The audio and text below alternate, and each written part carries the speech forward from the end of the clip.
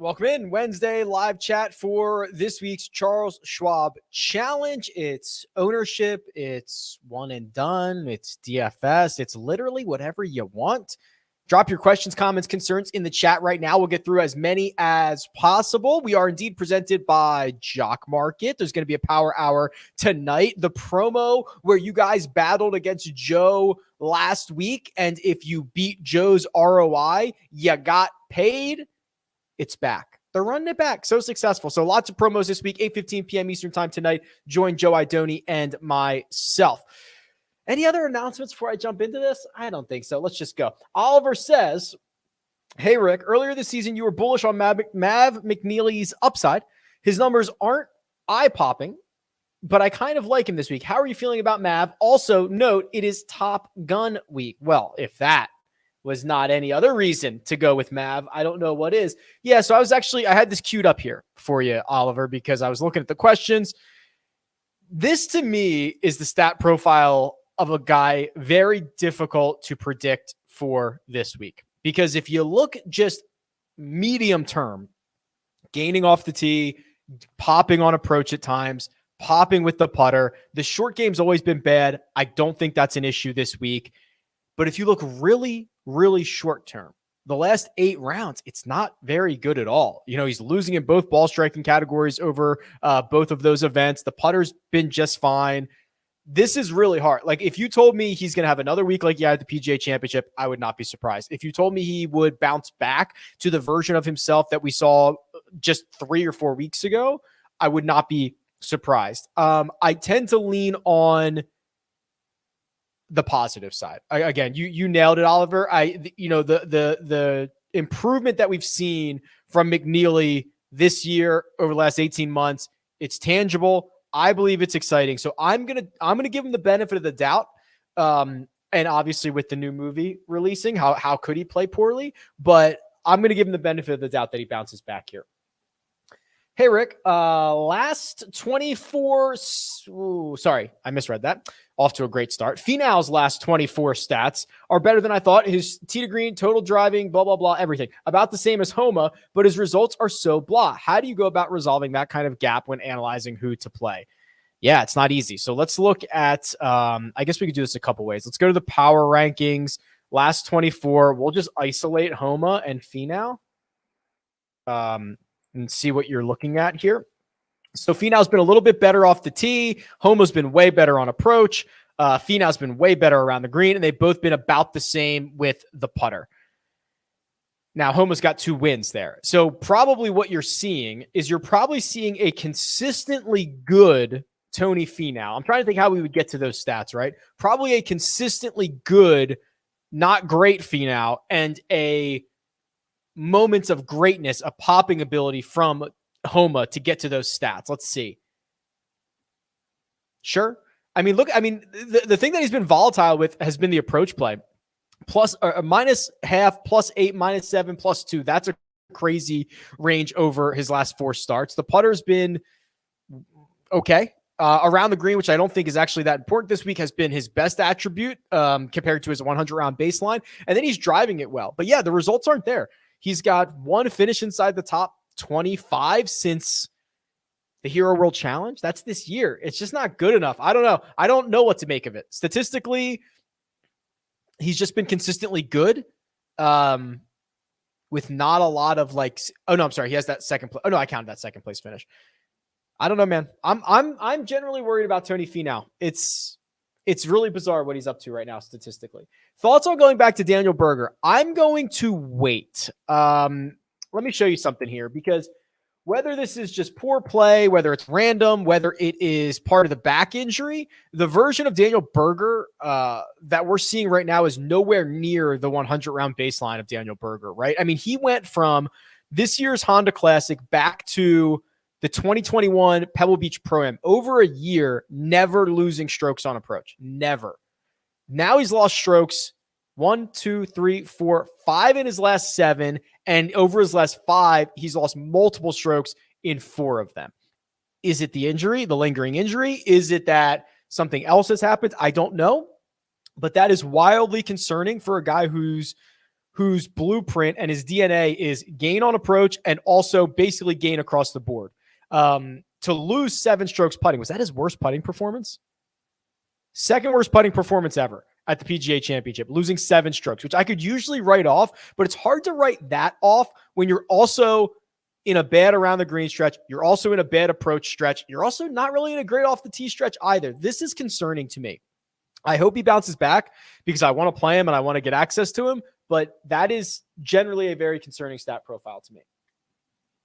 In your email, you showed who played well after a major. Is there any way to see who played bad after a major? Yeah, I'm an idiot. I should have included that. I will. I don't know if I'll have it for this week. If I do, I'll tweet it out, Hank. I got to rerun all the numbers. I'm an idiot. I should have included that in my email. Hey, Rick, thanks for the content. Earlier in the week, you mentioned Adam Schenk being 6,000 and deserving higher. Who is the best 6,000 min option, and why is it Hayden Buckley? I probably believe it's Schenk still. So let's look at Hayden Buckley's profile here. So Hayden Buckley, who's missed 4 of his last 5 cuts, who has lost strokes on approach in 6 straight, who has lost around the green or been a tiny little positive for like 10 straight, who is not a very good putter. It's not Hayden Buckley. Now contrast that to Adam Schenk, excuse me, guys, who, at one time was just an absolute prolific cut maker. Well, he's made 3 out of 4 cuts, including a top 10 at TPC Potomac, where he was awesome. He's got 4 made cuts in his last 5, if you include the Zurich Classic. This, to me, it's not deserving of like an $8,000 price tag. It's deserving of like a $6,800 price tag, but he's mid-priced. So I'm going to roll with him. I'll tell you what, I'll just tell you, my $200 single entry lineup has Adam Schenk in it. That's what I'll tell you. Okay. Because I couldn't pass it up. I might be an idiot, but who knows? Any thoughts on Tringale this week? Yeah. So remember when he was super hot and then he got into a little bit of a mini slump? I think he's coming out of it. So this is the mini slump I'm talking about. API Players Championship, horrendous off the tee, lost over 10 strokes in both of those. Also was in the midst of a horrible putting stretch, which historically that's not him. The thing he never lost, which I think is really optimistic, is he has been basically a positive approach player every single week, even throughout the bad times. That's generally pretty good. So now I see a golfer who is coming out of it, who is gaining strokes off the tee again. I see a guy who is gaining strokes with the putter again. I see a guy who's never lost the approach game and the around the green stuff, again, I don't really care about. And he's struggling there, and it's turning into some results. 12th at the Heritage, 10th at the Zurich, 33rd at the Mexico Open. Then he makes the cut at the PGA Championship. We're building here on Cameron Tringale. Let's go. Jay Roberts says, Rick, you're the man. No, Jay, you're the man. Can you do a deep dive on Aaron Rye? Sure. Here's Aaron Rye. So, what do we see here? We're seeing a slightly better than tour average player, I believe. We are not seeing the version of Rye right here from Houston to basically Farmers, in which he was a very, very, very good ball striker. We're not seeing that anymore. He's still good, still better than average, but not great. The putter can come and go. That's generally a good thing. I see a guy who's like in the 39th percentile of PGA Tour players. And I'm not even sure that he really has good fits, right? I think a lot of tour spots are going to be generally the same. You kind of look through the stats here and you're like, okay, what stands out? What is he really, really good at? Well, he is accurate off the tee, much more accurate than he is long. So I suppose that tree lines courses or courses that will reward you for playing out of the fairway, which I believe Colonial falls into that category. This is probably a little bit better than most spots for him, but I think he is a slightly above average player in which most courses are going to be the same for him, although this one might be a 6 out of 10. Can we look at Glover course? Can we look at Glover course history? Asked Cole. Sure. Very simple to do. So we'll do Lucas Glover. We'll scroll him. I have 1,100 rounds on Lucas Glover. That guy plays constantly. Charles Schwab Challenge. Okay. So last 2 years, T8, T23, then back-to-back missed cuts, T43, 2 missed cuts, 3 finishes in the 40s, a 15th, a 29th, and 3 more missed cuts. So it's a mixed bag. He has never really putted well, which is completely on brand for Lucas Glover. He is very volatile, which again is kind of very on brand for Lucas Glover. So this is kind of what you'd expect. This probably looks very similar to what his normal, like, regular tournament stuff is. I will note, I guess it's good news that the last 2 years have been like two of his 3 best finishes. I do at least like to see that. If you flipped these, you get the same number of average strokes gained, but if he had missed the cut in the last 3 years instead of missing the cut in his first 3, I think I'd be less optimistic. Maybe I shouldn't be. Maybe that's a biasy in my thinking, but it's not bad. CT Pan has been hitting the ball well recently, and he's been decent at Colonial in the past. What are your thoughts on him as a mid $7,000 flyer? Yeah, so when I start thinking about guys like CT Pan, I got to kind of look at who else is in this range. So he's 7,500. So would you rather, and it's not like you have to choose between these guys, but if you look at what CT Pan has done, would you prefer him or Tringale or McNealy? Well, let's start comparing them. CT Pan, much more accurate than Cameron Tringale is off the tee, not nearly as accurate or as long as Maverick McNealy. McNealy is a good driver of the golf ball. Bezaid and Hote, more accurate, but even shorter off the tee. If we look at just pure strokes gained over the last 24 rounds for just guys in the 7K range, CT Pan is like 7th out of 33. So I think you're going to get a positive sentiment from me. Where else can we go here? T-Marv, who is your favorite safest play from the mid 6,500s and below? My gut is telling me it's Smotherman. Probably. Let's go look. Okay, so just in pure strokes gained, 6,500 and below, Smotherman, I mean, he's like top 15, but Brandon Wu, Mark Hubbard, I'm pretty partial to JT Poston this week. He is not the safest guy. The safest guy would probably be someone who is gaining more across the board. I could argue Scott Stallings. So I worry about the driver, but he played well enough to qualify for the U.S. Open a couple of days. I think on Monday he qualified for the U.S. Open. So he plays 36 holes, qualifies there. It's not super easy to get through. Matt Hughes also got through. Ben Silverman also got through. A couple other guys got through from that qualifier. So we know he's playing well. I do worry about the driver, but the rest of the fairway through green game, I'm generally cool with. Smotherman, yeah, because if you look at Smotherman, what you have is an elite ball striker in this range, and his biggest deficiency, which is around the green, I don't think matters as much. So fire away. Joel Damon seems to be checking the right boxes this week, and ownership is pretty low for GPP plays. Your thoughts? Okay, let's do a little bit of a deeper dive on Joel here. We'll get him fired up. Generally, he's quite accurate. Yep, that's good. 17th in accuracy, 157th in distance. I love this, right? The putter is overall bad, but he gains 2.3 here. He gains 4.8 here. He gains 4.1 there. That, like, the ability to at least gain 4 strokes is exciting. Doesn't always turn into results, but look at where he's got his best result. RBC Heritage, a course that will ask you to play positionally. Pebble Beach, kind of a course that will ask you to play positionally, although that's the 3-course rotation, so they're not all like that. I'm like a 4 out of 10. I worry that there's a lot of bad results in the range of outcomes for Joel Damon, but this has got to be on the upper end of spots for him. Let me quickly talk about Jock Market, because if you're not playing on Jock Market, you should be. I mentioned that everybody who beat Joe last week got paid $20. They're going to run it back again this week. So if you sign up for that contest, which you can do tonight at the Power Hour, there's a form to fill out. Like it's a chance at free money.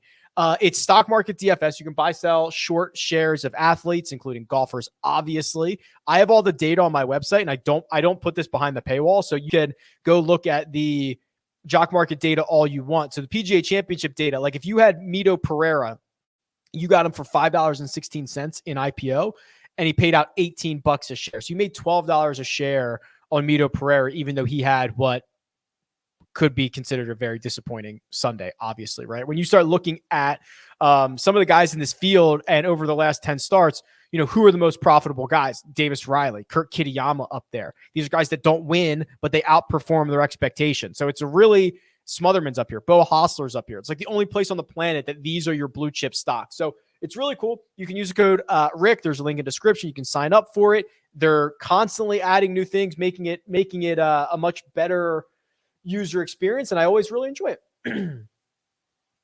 John says, pro tip, always go with my previous week's one and done pick, Burns week. They never failed a top 10 after earning me a missed cut WD chump change. Looking at you, will bleep a Taurus. I guess I could curse on this. It doesn't really, but then we have to check the box on YouTube and say it's explicit. It's like a thing.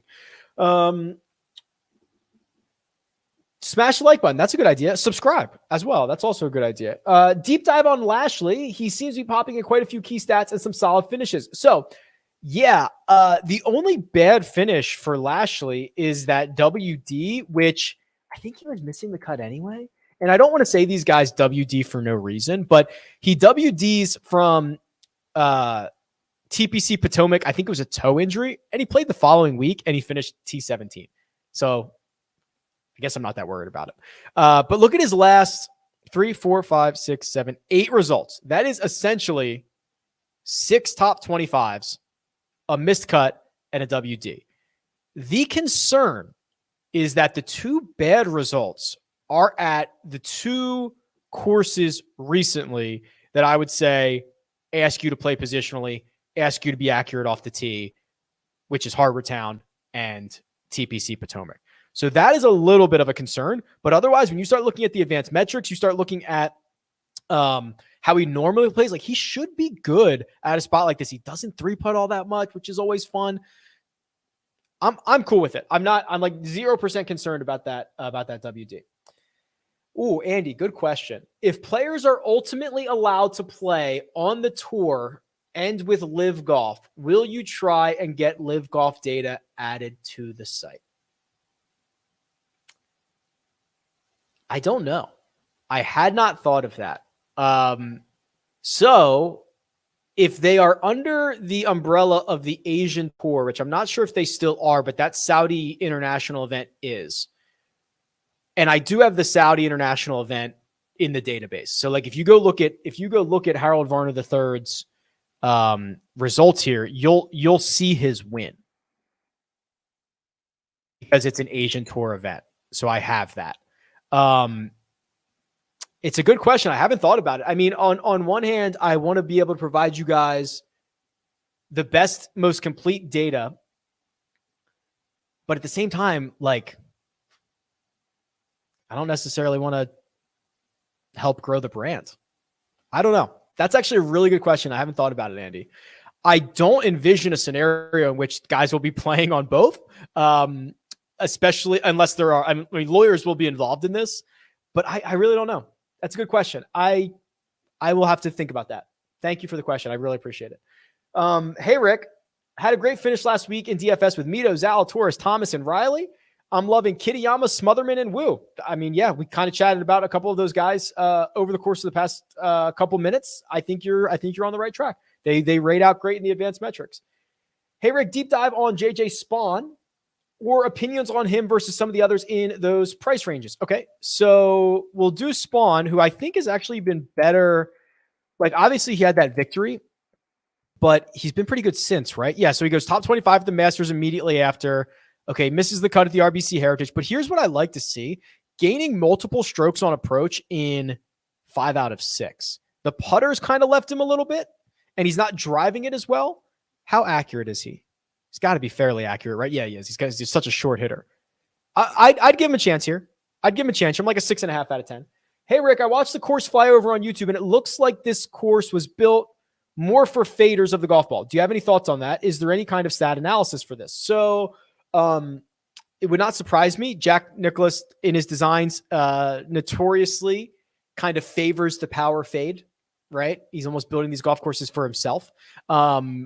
So I would not be surprised by that. So I get my data from the PGA Tour. It's through their official API. I have not been receiving the shot shapes yet. So, but what if you guys have noticed, there's been a lot of those there's new TrackMan behind every single tee box at least. So I think we're going to start getting more of that data. And if we do, and I can consume it, I'll obviously be able to share it with you. Hey, Rick, can you run through the ownership in each tier? Sure. So this is, I guess I probably should have said this. This is RickRunGood.com. It's my website. Probably should have mentioned that at the top. So here we go. From the top of the board, the 10K guys. Whoops. What did I just do? Did I just close my window? Stand by, peeps. I think I clicked the X and lost all my windows here. Give me 1 second. Let's try this again.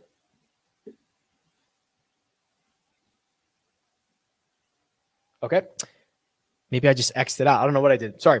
So in the 10K range, Will Zalatoris is the one lagging behind. I have him at like 11% ownership. Morikawa, Spieth, and Victor are 19 to 23.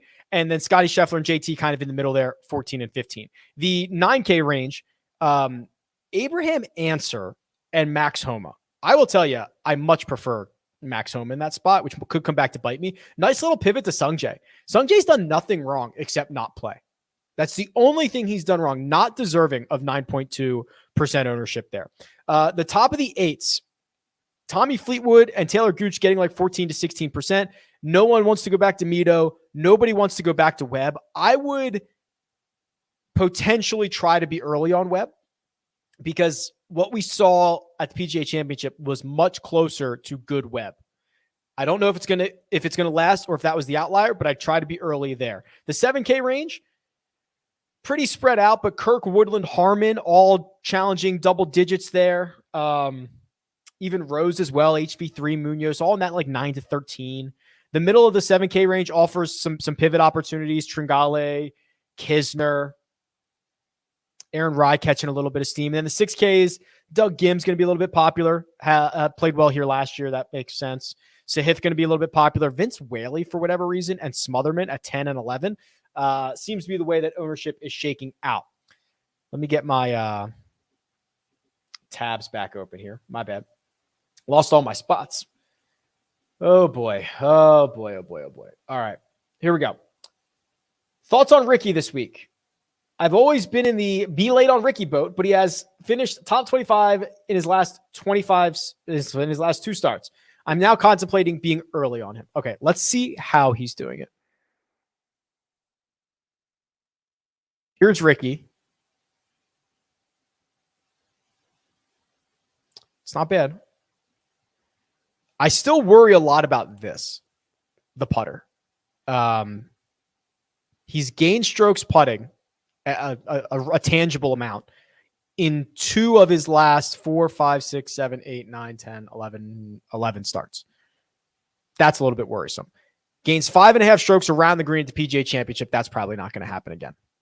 I do like this. I do like that he's gained on approach in 5 in a row and 8 out of 9. I hate the way he's driving the ball. So I will say it's better than it has been. I don't think it's good, but I think we should monitor the situation.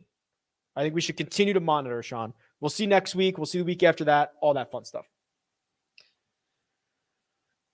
Hey, Rick, thanks for all your hard work. Who's the most accurate off the tee under 7,000? Okay, so what I did on the cheat sheet, which I think is brilliant, that was me patting myself on the back. I added these salary ranges because these questions come up all the time, and I can say, okay, $6,000 range, last 24 rounds. Who's the most accurate? Richard Bland. He's gaining 14% more fairways than the rest of the field. Adam Long, Kevin Streelman, Brian Stewart, Ches Reavie, all the most accurate, gaining 10% or more to the field. Of those guys, Streelman is the closest one to being tour average with the drop, like in distance. The rest of these guys are kind of giving up quite a few yards. Oh, look at my guy, Adam Schenk. Adam Schenk and Austin Smotherman are like the only 2 in the top 20 of accuracy that are also gaining in distance. Just saying. Hey, Rick. Love the show. Thank you, Garrett. What do you think is going to be the most popular lineup structure this week? Okay, good question. So let's look at the ownership here. Let me get this back situated for you. So I believe the most natural builds are looking like starting with Spieth or Victor, getting either Homa or Answer, or maybe if you go Spieth, Fleetwood, you can save a little bit of money. Then you go down and it seems like you grab somebody in the mid sevens, which is like, or the upper sevens, which is Harman, Varner, Rose, Munoz. So I think it's going to be pretty spread out here. I think if you want to be a little bit different, I don't want to give away what I've done here, but I've jammed in like some studs. I've gone pretty stars and scrubby, which is, I think, is one way to be different. Or if you bypass the entire 10K range, which is I'm not necessarily advocating for, you would be different. And if you could load up on these 9K guys, it's kind of interesting. Can you look at JT's history the week after coming off a win? Sure. Whatever you want. It's your time. Justin Thomas coming, and we got to kind of look, Blake, right? Like immediately after a win, right? When he plays the next week. So before this, it was the Players. He did not play the next week. He played the match play, didn't get out of his group. WGC FedEx St. Jude played the next week, gained 6.75 on approach, finished T37. That was the PGA Championship. Tournament of Champions win. He missed the cut in Sony the next week. Oh boy, this isn't great for JT. This one's pretty good, although these are playoff events. And I believe that was the first year they did the staggered start. So he wins the BMW Championship. I think he started with the lead at the Tour Championship and finished third. Don't quote me on that, but I think that's what happened. And I think that was the first year they did a staggered start. This is generally not great. Okay, here we go. WGC Bridgestone, he wins and then finishes T6 at the PGA Championship the following week. Honda Classic, he wins and then he finishes second in Mexico. Okay. Wins at CJ Cup. Then he has a couple weeks off. Couple weeks off. Okay, remember when he did this? Remember when he won both ends of the Hawaii swing? Tournament of Champions, then he won the next week at Sony. So I would say 3 or 4 or 5 years ago, he had been better immediately the week after. More recently, he has not had that immediate success, but take that for what it's worth, Blake. That's all you.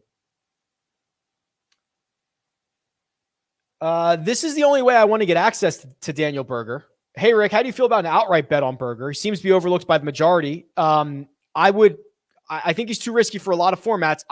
The only way I would want access to him is in the outright market. I've picked on him in the matchup market, and I will not play him in DFS, but I would only feel comfortable betting him. Hey, Rick, were you able to find the winner over-under line on any of the books? DraftKings usually has it, right? They always have it under tournament props. Tournament props. Winning margin, playoff specials. Okay, maybe they do not have it. It's always here, and it is not. So I do not see it. I would have to go look around. I can't believe they don't have it.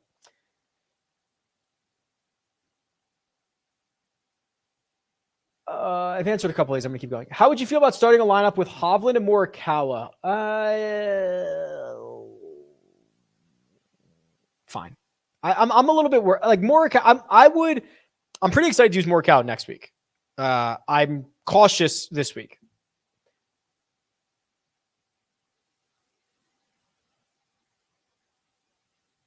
Hey, Rick, any thoughts on Troy Merritt? Not particularly, but again, I'm already kind of a little bit into research for next week. I think Troy Merritt's going to be a thing next week. Here's the problem. Very reliant on the putter, right? I mean, this is a pretty good stretch for him where in individual events, he's made 3, 4, 5, 6, 7 cuts in a row. He's made 9 of his last 10. He's got a couple of top finishes in there. It is always just reliant on the putter. Always. He gains 9.8 at the Valero, gains 5 at the RBC Heritage, 6.7 at the Wells Fargo Championship. If he doesn't gain with the putter by a wide margin, he's kind of cooked because he is going to lose you off the tee. He's going to lose you on approach. I'm pretty worried about that. Why did I think he was going to be a thing for next week? I can't remember. We'll save that for next week. I have to drink this. Armina, do you have that juice reel? Hit that juice reel thing so I can like blow my nose and stuff. Okay, good. I've recently started using Juice Reel as a way to track all my bets in real time. Since I can sync the app to all my sports books, I don't miss any wager, and I've learned a ton more about my betting habits. There are built-in line shopping features, so I know that I'm always getting the best lines available, and once the game starts, I can see the value of my bets fluctuate in real time with the scoring so that I always have an understanding of my expected value. The performance analytics have made me much more knowledgeable about the bets that I have the most success at, hint, top 10s, and there's no going back for me. Download the Juice Reel app with the link in the description. Okay, sorry, I had to get myself situated there. But the Juice Reel guys are sick. And also, I think I've tweeted this out. And you can sync your sports books to that app. And the other thing is, because you've synced it, so this is like a statistical thing that I think about all the time. A lot of times you hear, hey, the sharp money is on this team or on this player, only because that's where the big bets are. So, and you see this all the time it happens in golf too. It's like, oh, there was a huge wager on Jon Rahm or Jordan Spieth. Like, that doesn't mean that guy's sharp. Like, Floyd Mayweather bets a lot of money on games. He's like not sharp at all, right? Mattress Mac, like very not sharp. But when a lot of people will compare how much money versus how many tickets, they say, oh, the sharp money's here. They don't know that. They're assuming when you have an app that syncs the information to your sports book, like Juice Reel does, they actually know who the best bettors are and who the worst bettors are. And then it actually tells you who the sharp money is on. Duh. Yeah, that's way better. You should download it. It's like actually really cool. Yo, Rick, holding a 140 outright ticket on Mito last week, one of the worst beats ever. I'm having a hard time getting over it. I don't know if it can be the worst beat ever when you had 104, like less than a 1% chance of winning it when you placed it. But I understand. Obviously, I understand what you're saying. We've seen major championships coughed up by guys with lack of experience. So it's a pretty crappy beat. I'm trying to think if there's been anything like recently that's worse than that. I mean, having a Rahm ticket, I know it would have been for much less when he had to withdraw from the Memorial last year with a 6-shot lead. Like, that's a pretty horrible beat, much less in return. I don't know. I'll have to think about that. Top 5 players around 3, 4, and 5. I closed it out. Go to my newsletter. I have it in there. Go to it's in the description, rickrungood.com/newsletter. I had it pulled up, but then I X'd everything out. I have the horrible horseshoe stats in there. You can check it out. Hey, Rick, my Oklahoma State question of the week. Ricky Fowler, is he back? Oh, I already talked about that. Maybe, but I'll wait a little bit longer. Anyone else go 6 of 6 this past tournament and not cash? Yeah, I saw a lot of those screenshots. The 6 of 6 rate was pretty massive. If you're not following Cut Sweats, you should be. The good thing about Zach Johnson. So Nick says, Rick, I feel like Zach Johnson is a sneaky good play here. All right. Zach Johnson's obviously, he's won this event twice. So I'm not sure how sneaky it is, Nick, except for the fact that he's not playing all that great right now. But there are a couple of through lines for success at Colonial. Horrible horseshoe. If you play well with the horrible horseshoe, obviously you're much more likely to like win the event. Also being good on long par threes. Zach Johnson's good on long par threes. There's 4 of them here. And that's a through line for winners. Like, of the top 5 guys in this field or 6 guys in this field who are good on long par threes, they account for like 4 wins. Kokrak, Berger is up there. Zach Johnson has 2. He's up there. HV3, which is why, like, every way you start to slice the trends and the data for through lines, HV3 pops up. So I kind of throw them all in the same mix. Any potential news on WDs? No, probably not. I think we're rocking and rolling. Which one do you like better, Cam Davis, Keziah, or Adam Long? Cam Davis, but I do like Adam Long as well. Cam Davis and Long pretty close. Keziah, a distant third. Will you own Spieth in single entry tourneys this week? Yes. Hey, Rick, hope you're having a great day. Thank you. You as well. What are your thoughts on Russell Knox and Gary Woodland? Okay. Prefer Gary Woodland. And remember when we were having the same conversation about Gary Woodland as we have about Ricky Fowler, where Gary's worked his way out of it, right? Gary's worked his way back to being vintage Gary. Look at the ball striking numbers. 1, 2, 3, 4, 5, 6, 7, 8 out of 9. He's gained strokes on approach. Oh, by the way, when you do that, when you get back to your DNA, does it turn into results? T5, T5, T21, T8, T24. The 34th place at the PGA Championship was one bad round on Sunday. He was like 10th going into the final round. Gary's back, baby. Let's go. Also, he's got like 2 top 15s here. 2 pivot questions. Would you pivot from Sink to Glover or Poulter? How about pivot from Kazire to Grillo or Snedeker?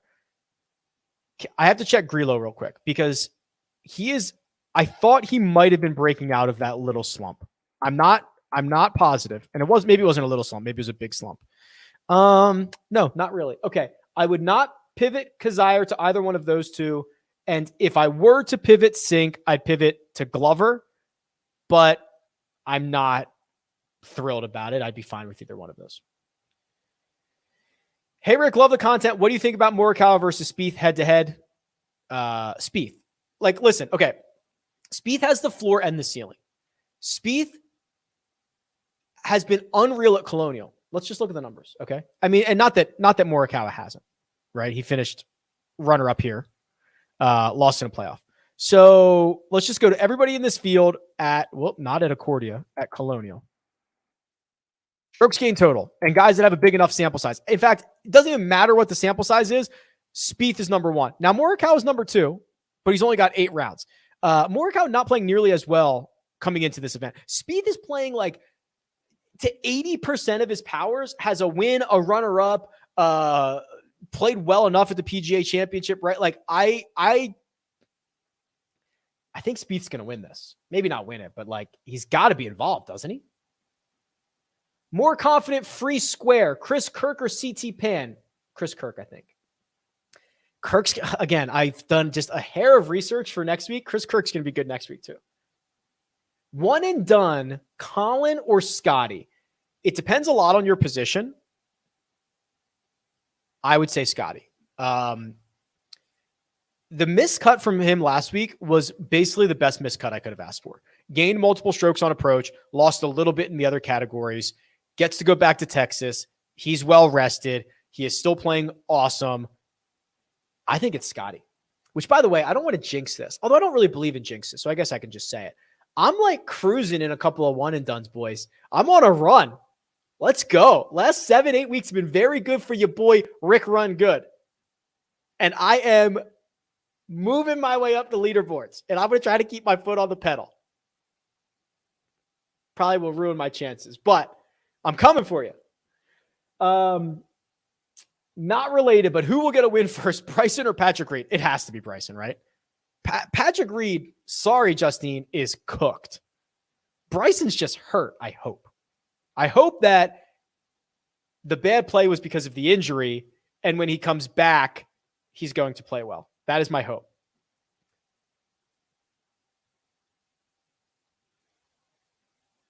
Okay. This is a good segue. Eli says, could you discuss the one and done landscape for this week? I love Homa, but I can't get myself to go there with Victor still on the board. Well, you have named the 2 guys that I have played in the 2 big one and dones that I'm charging up the leaderboard in. I played 1 in each.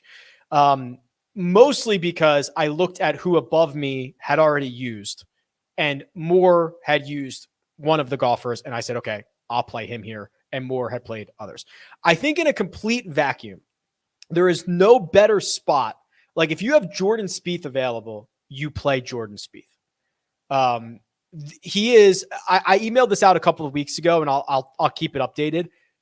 His history at Colonial is elite course history. Gaining 2.4 strokes over 36 rounds is I mean, it's like Spieth at Augusta. It is Charlie Hoffman at TPC San Antonio. It's Dustin Johnson at Pebble Beach. It's Rory at Eastlake. Like, it's elite. It's Hideki at like Phoenix or whatever. It's just elite stuff.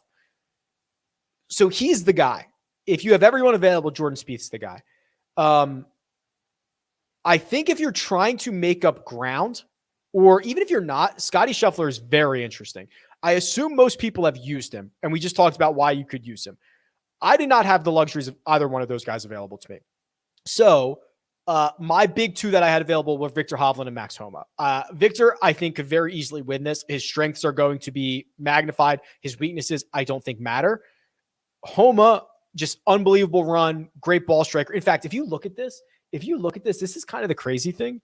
Let's go to the power rankings. Oh, did I close it? It's because I clicked. I X'd everything out. My bad. Let's bring it back up. Last 24 rounds, ball strikers. Max Homa is number 1. Victor Hovland is number 2. They're both bad around the green. Homa's been better with the putter.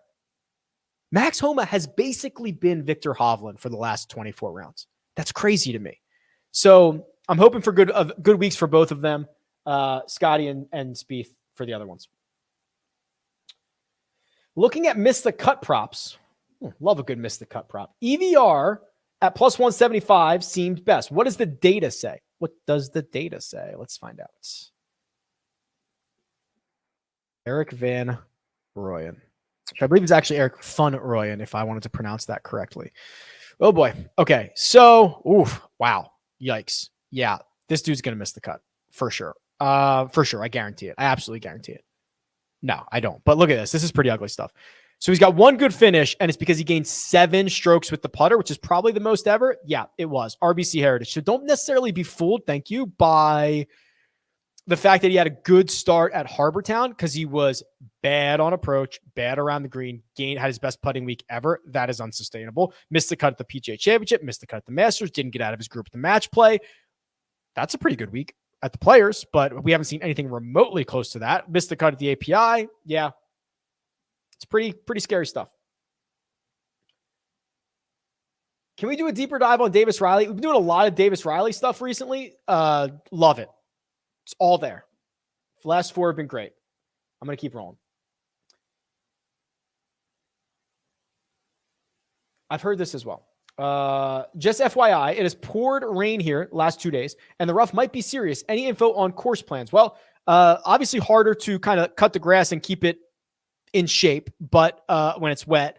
But yeah, I think it's going to be kind of gnarly, right? Like, I think playing out of the fairway is going to be even more important, because God forbid they play preferred lies, but you know what I mean? Just like, listen, you're going to get some really nasty, wet, thick lies out of the rough. So I think that driving accuracy is even more important. Do you see a natural landing spot for Colin Morikawa for one and done purposes in the next few weeks? Yes. Next week. What I would love to see is, so I think there's a couple options. I would love to see him finish like T19 this week and have the advanced metrics be good, and I'll just roll him back out. I'll play him at the Memorial. He's got 2 good starts there. I don't want to dive into Muirfield Village, but they recontoured a lot of the greens after the 2020 version. So they've played 4 rounds with the new contoured greens. Morikawa putted like a banshee on them. Now, that could be noise. It could be whatever. I don't care. I'm just saying that's what happened. So that would be probably the most natural fit, as long as we can get like a decent version of Morikawa this week. Give us a little bit of confidence. Also, the Brookline argument, right? The Brookline is claustrophobic. It is so tight. The greens are they're like this big. They're like the size of my microphone. They're impossible. So the 2 paths to Brookline are going to be never miss a green or get up and down constantly. Also, I don't think the USGA is going to, and we'll find this out, but I don't think they're going to winged foot us, right? Where the rough was too thick and the fairways were too small that Bryson ran away with it. If you give the guys who hit fairways an edge and they get rewarded for hitting fairways, and then they go to small greens, Colin Morikawa is the guy. Good luck.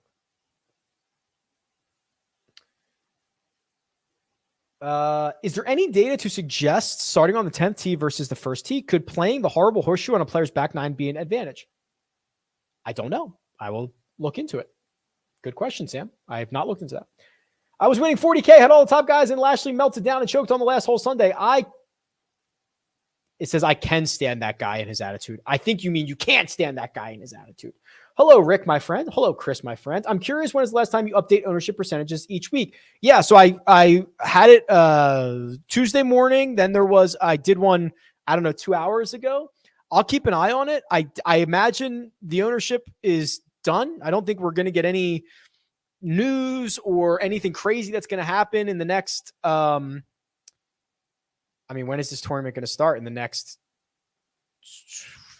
18 hours? I don't think that's going to happen, so they are probably finished. Is picking Victor different enough to catch up while picking someone with a high ceiling versus HV3 who fits all right, but his odds are really long?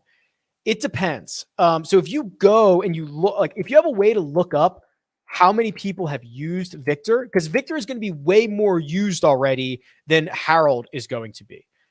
If you go to Office Football Pool, which is where I host the Run and Done, great name, by the way, someone gave that to me, and you look at the site-wide picks, Victor is only being used 4.3% of the time. The ninth most, because most people have already used him. Okay? That's kind of the thing here. Spieth is the most popular. Answer, Homa, Zalatoris, Morikawa. That's the top 5. So it's kind of weird. I would love it for you to be able to see who in your league has already used Victor. He's going to be more popular, but he has to be popular amongst people that have him available. Spaun, Neesmith, or Kisner for last man in? Neesmith. Keep running models. Damon is popping up. Genius or foolish? Well, we chatted about him a little bit earlier. I think it's good. Hey, Rick, I can't get a read on this. Has Zalatoris seen success on similar positional golf courses? Last week is similar in setup, but I feel like he gets pretty wild with the driver. Well, let's look. How do we want to look at this? Well, we can do this a couple ways, but let's just look through his profile. So Zalatoris on what we would think are positional golf courses. So I would argue Harbor Town, Pebble Beach. I would argue maybe like a little bit of Potomac, especially off the tee. Just kind of what pops into my head recently. And of course, he hasn't played any of those. I'm not sure I would call a lot of these positional golf courses. I guess Augusta National, right? Where he's had great success, but I'm not sure we know yet, to be quite honest with you. Played the RBC Heritage in 2021. He finished T42, but that's not T55 at Pebble Beach. I think it's a very, very small sample size, and I don't think it's great, but I would not feel comfortable saying that we have enough data to say that. Good question, though. We can keep an eye on it. Oh, Brian's here. I'm your new leader in the one and done. I shouldn't have said anything. Can you please tell me your pick this week? I already told, first of all, 2 things, Brian. I already told you 2 guys that I narrowed it down to. And also, I know who you have and haven't used. So I've probably picked the guy that you've already used. So good luck, Brian. Good luck. I just lost my spot. Oh, I think I'm back. Okay, this is interesting. So for GPPs, curious how you would rank Rose, Tringale, Pan, Damon. It might be that order. Maybe Rose, Tringale, Damon, Pan. Rose hasn't come up yet. I'm not a Rose guy. I'm really not. I think for a long time he's been doing stuff that's been fairly unsustainable, but there's kind of a case to be made here. He gains 5 strokes on approach at the PGA Championship, which is definitely an outlier, but look, he pops, right? And because he gained 5.5 at Farmers too.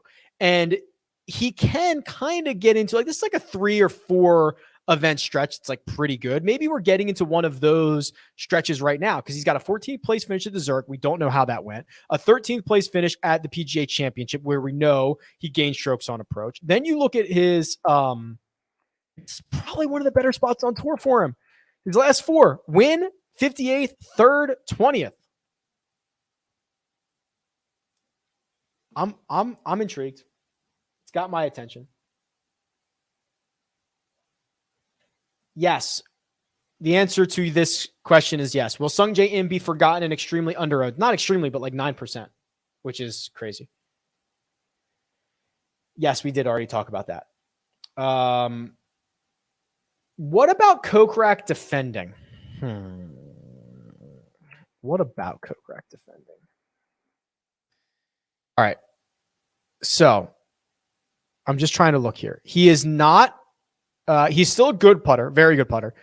He's not the putter he was last year. He's basically half the putter he was last year. He is shorter now off the tee than he used to be. Still long, but again, talking about trends here.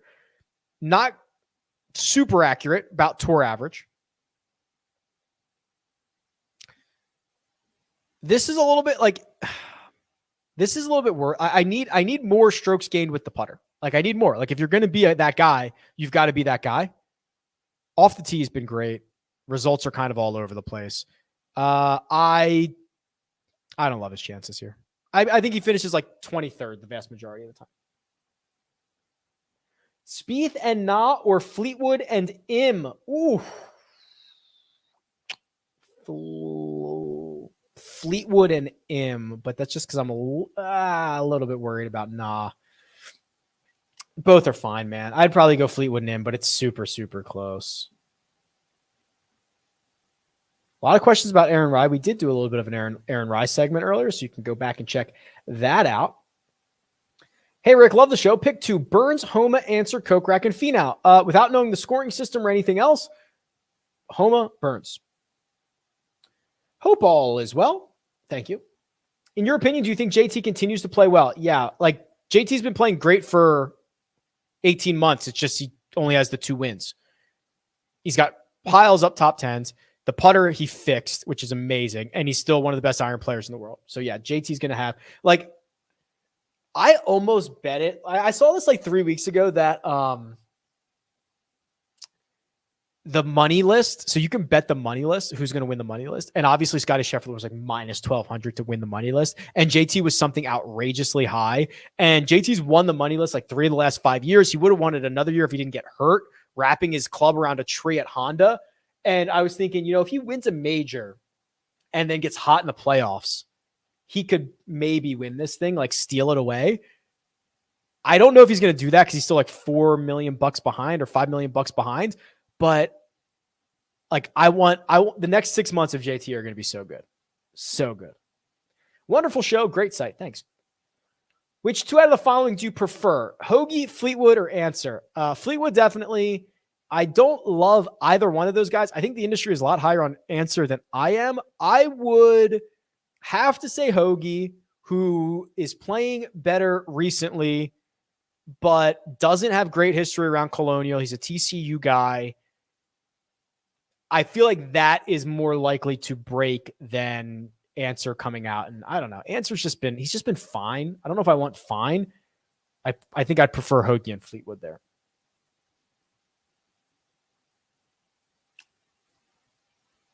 I knew somebody was going to notice this.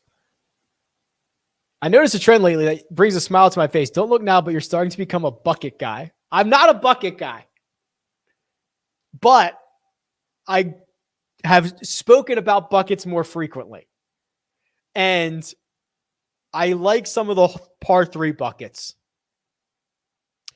Okay, I'll tell you what. So I'm still not a bucket guy on the approach shots, but the hole buckets, I've been doing a lot more data analysis on the hole buckets, and there are legitimate data analysis trends that show some guys just being better on those holes. And obviously I know there's a lot of factors. And then there are also some highly correlated things that are like, hey, if you're great on long par fours, you're great at this golf course. Like that the data correlates a lot better on that. So fine. Mina pick. That's my wife. Oh my God. She sent it to me in emojis. It says, I don't know what this means. Wave, coffee, pancake, minus the cake is my pick for this week. Got it. I'm so good. It's a C. It's not Notion. That is tea, not coffee. And pancake, that one I get. Minus the cake is Pan. CT Pan she's going with. That was like an escape room. Hey, Rick. Everything checks out in my research for Varner, and he seems what to be better tee time in the morning based on wind, AM, PM. He might make my cash team. Let's go. Yes, let's go. They're already dissecting my single entry lineup in the chat, and I hate that they're pretty darn close. 4 long par threes. Good week to bet no holes in one at plus 150. If you give me like, I'm not going to waste everybody's time, but I could look up and see the hole in one rates for those holes, but I'm not going to waste everybody's time. If you text me, or you don't have my number, I assume. If you tweet me, I can look into that for you. If you do have my number and you text me, I'll also look into it for you, but I'd be surprised by that. As much as I love me some Spieth, does it not make you sick watching him approach the ball before he swings? Yeah, you don't watch it. You never look directly at it. What's the weather looking like? I had this queued up, man. That old 15 minutes in, you click the X button. All right, 1 second here. Search locations. Look at the locations. Can you tell this is the PGA Tour schedule on my recent? Fort Worth, Tulsa, Potomac, Mexico, Avondale, Hilton Head, Augusta. I guess I only use this for PGA Tour stops. All right. So I think the weekend's going to be pretty windy. All right. Thursday looks pretty good. Sunny, little wind. Maybe we get some kick up from 5 to 8 to 12 to 14 miles an hour on Thursday afternoon. That might be a hair impactful. And then Friday looks pretty clean all around. And then Saturday's when it starts to get really windy, especially in the afternoon, gets up to like 16, 20 miles an hour. Sunday looks like it's going to be very, very windy. Although this has already kind of changed a bit, because I think when I checked this on Monday, the super windy day was supposed to be Saturday. Now it's supposed to be Sunday. So this is seemingly changing. I don't know if there's a big enough difference, but maybe Thursday morning, Friday afternoon is slightly better. I'd say like maybe it ends up being 3/4 of a shot, something like that. Maybe a shot. That's my meteorologist note. Talked about that.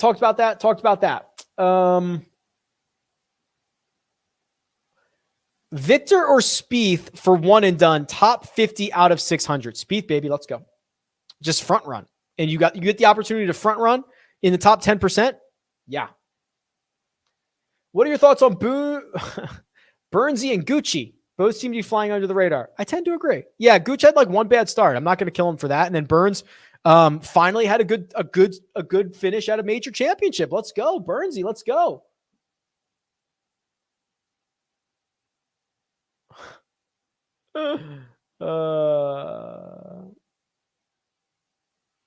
Still saving Spieth for the Open in one. I mean, I legit think you could play Spieth here, Brookline, or the Open Championship. I would prefer them in order, probably here, Open Championship, Brookline. But there's so many options at those events. There's so few options here. I would roll them out here.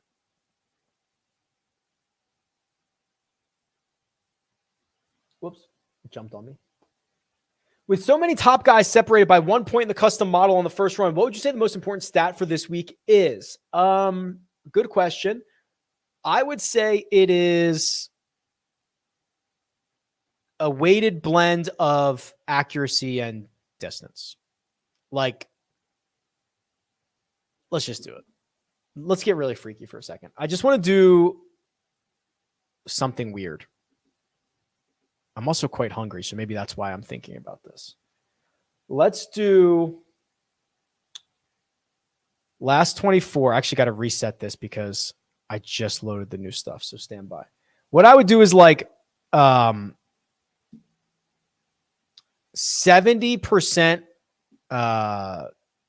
accuracy, 30% on distance. And I would like just see who those guys are. Like if that was the one thing that I could use, I would probably do that. Shank a trap? I hope not. Oh, under the gun, James Nordberg. What does your betting card look like for this week? I don't know how I started sharing this. Here we go. This is what I've bet. You do not have to bet this. In fact, I encourage you not to, so that you don't have to text me or tweet me later. It is a very top-heavy card. Spieth at 12-1, which I hate, but I love. Victor at 21, Homa at 31. That's kind of like the big positions. I have then done Varner at 49 and JT Poston at 140. So a small, top-heavy card where I'm quite a believer in those guys.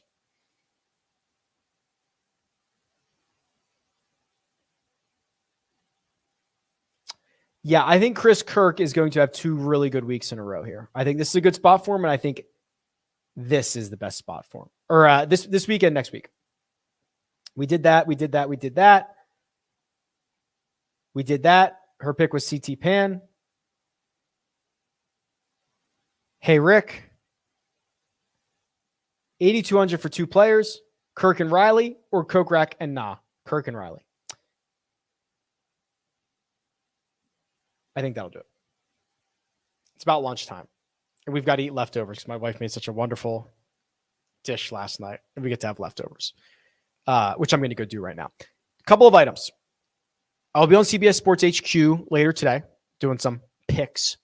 Also, Jock Market Power Hour tonight, 8:15 p.m. Eastern Time. Also, subscribe to RickRunGood.com. Also, support the guys at Juice Reel. Download that. Also, I don't know, be a good person. Have a great day. Pet your dog. See you.